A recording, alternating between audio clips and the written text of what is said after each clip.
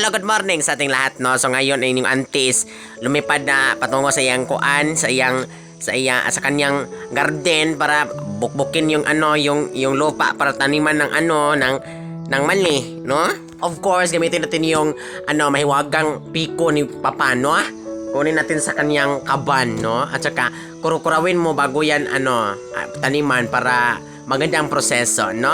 Kurawin mo lang yan ng hanggang sa mapatag. Sa mga hindi nakaintindi sa aking sinasabi dito ngayon, I don't care. I don't care. Intindihin niyo lang, no? Total matanda na kayo. Imbes mag-Christmas vacation ako sa Paris, dito naman ako sa garden ko, nagtatanim ng mani. Ano bang buhay to? Char. Intindihin natin ang buhay natin. Ayon sa mga sabi-sabi, it is a sign of maturity na gusto mo na lang yung mag-iisa ka. O ilolonod mo lang yung boto ng mani. At saka tutubo yan na after 3 years. 3 days. 1 week. Tutubo na yan. Makita mo na yung ulo. No? Sisibaw na yung ulo pagkatapos ng ilang linggo. Kung hindi yan tutubo ay didimalas ka. Pagkatapos, huwag nating dudugayin. No?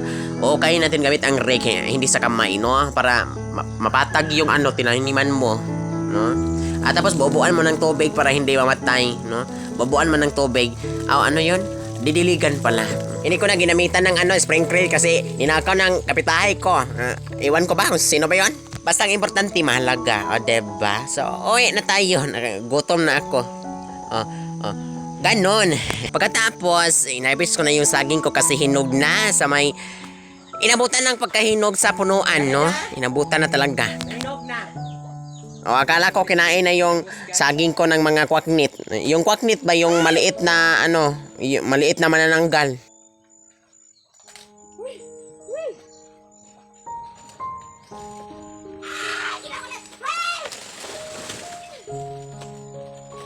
Pasensya ay ganyan yung auntie kay bana kayo na manguha bisag manguha na lang saging. Banaan kayo, labi kay huktan ng liog. Sa saging na lang tayo may pag-asang magpalabas sa ating mga galit sa mga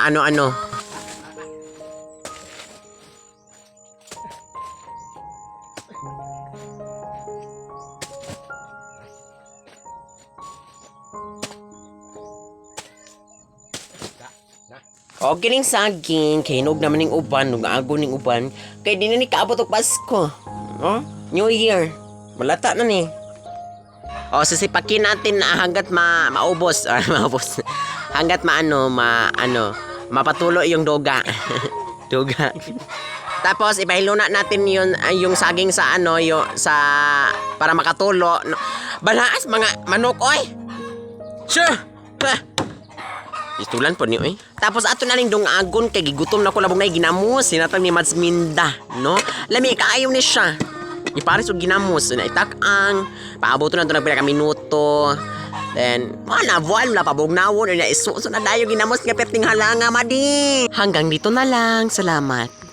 Thank you so much ginamos Mads Minda, no? Thank you so much Minda. Salamat. Ginamos saging.